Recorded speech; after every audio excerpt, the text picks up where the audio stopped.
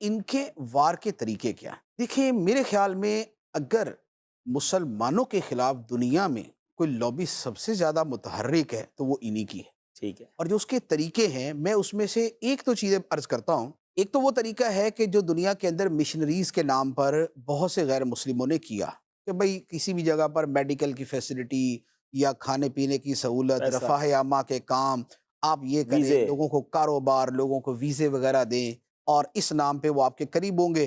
دین کا علم لوگوں کو ہوتا نہیں ہے، اور زیادہ تر اس ارتداد کی طرف اور اس کفر کی طرف جانے والے وہی ہوتے ہیں کہ جو دین سے جاہل ہوتے ہیں، کیونکہ دین کا عقیدہ ہوتا ہے تو بندہ کہتا ہے بھائی مہربانی یار میں اس طرح کی چیز کی طرف میں نہیں آ سکتا، سوری میں نہیں ایسا، نہ ایسا بول سکتا ہوں، نہ ایسا مان سکتا ہوں، نہ ایسا کہہ سکتا ہوں، نہ ایسا لکھ سکتا ہوں۔ لیکن اگر مال کی محبت غالب ہو اور دین سے جاہل ہو، اب دونوں کا نتیجہ کیا نکلے گا؟ وہ بولے گا یار اگر مجھے اس وجہ سے یورپ کے فلاں ملک کا یا مجھے فلاں جگہ کا ویزا مل رہا ہے تو یہ ویزا ملنا ہے مال، اور یہ لکھنے سے ایسا کوئی فرق نہیں پڑے گا یا مان لینے سے کوئی فرق نہیں پڑے گا، یہ ہے اس کی جہالت۔ تو علم دین سے دوری اور مال کی محبت، یہ دو چیزیں مل کے تباہ کر دیتی۔ ٹھیک ہے۔ دیکھیں ایک ہوتا ہے کہ چونکہ یہ ایک نظریہ ہے تو نظریہ ہوتا ہے دلائل کی بنیاد پہ، ایک ہوتا ہے کہ یہ دلائل دے اور دوسرے والا ان دلائل سے متاثر ہو کے مانے۔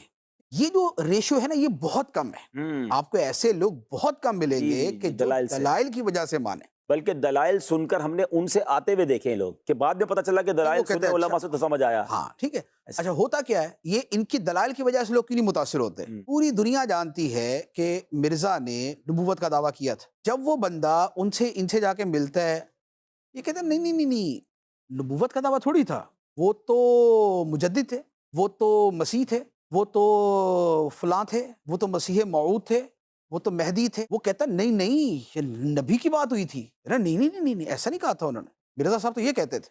اچھا اس کو پکا پتا ہوتا ہے کہ دعویٰ کیا ہے، یہ اس کو گھما رہے ہوتے ہیں۔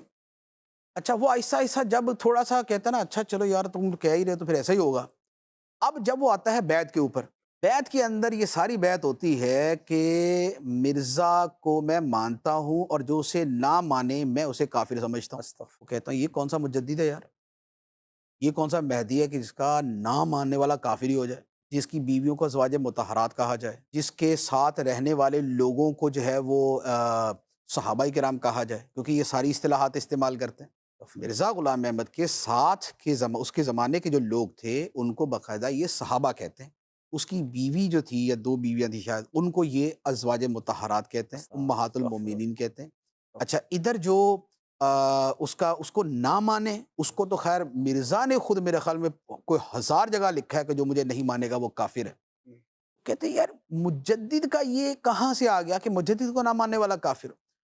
تو اب جب وہ بیعت کی باری آتی نا تو اب وہ جو بندہ کوئی دلائل سن کے قریب گیا بھی ہوتا ہے کہ نہیں نہیں یہ تو نبی والی بات کر دی آپ، یہ بولتے ہیں نہیں یار وہ نبی نہیں، نبی نہیں تو نہ ماننے والا کافر کیسے؟ یار وہ اصل میں کچھ یوں ہے تو کچھ، یہاں آ کے یہ سیٹسفائی نہیں کر پاتے۔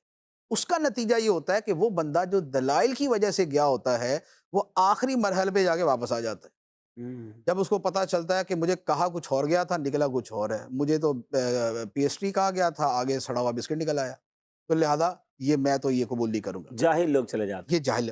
اچھا لیکن جو لوگ ہیں جاتے مال سے، ہیں مال کی محبت کی وجہ سے دنیا کی۔ اور علم دین سے دوری اور جہالت کی وجہ سے، تو چونکہ ان کے لیے یہ چیزیں ہوتی نہیں ہیں، وہ تو ویسے ہی خاسرت دنیا والآخرہ، اور جسے کہا جاتا ہے کہ انہوں نے آخرت کے بدلے دنیا خرید لی، آخرت کو بیچ دیا دنیا کو خرید لیا، جو اس چکر میں جاتے ہیں ان کے سامنے جتنا مرضی کچھ کھل کے آ جائے وہ بولتے ٹھیک ہے یار دیکھی جائے گی، اتنا نو نقد نہ تیرا ادار، آخرت کس نے دیکھی ہے؟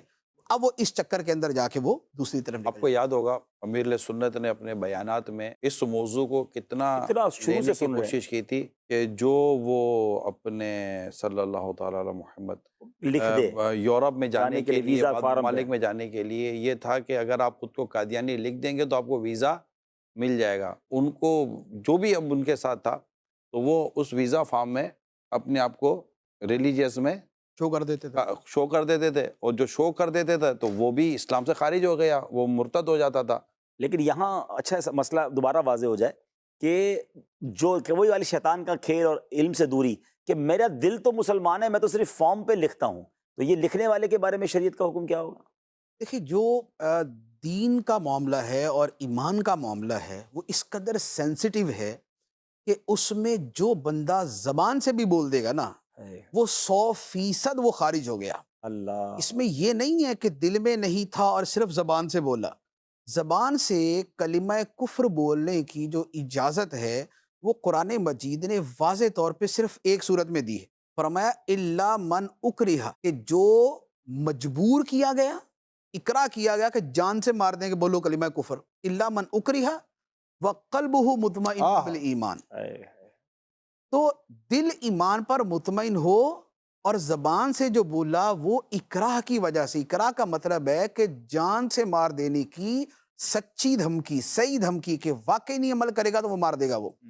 تو قرآن نے صرف ایک صورت کی اجازت دی ہے. اس کے علاوہ جو صورت بھی ہوگی کہ جس میں وہ زبان سے یا تحریر سے اگر وہ اپنے آپ کو کافر کہے گا وہ کافر ہو جائے گا.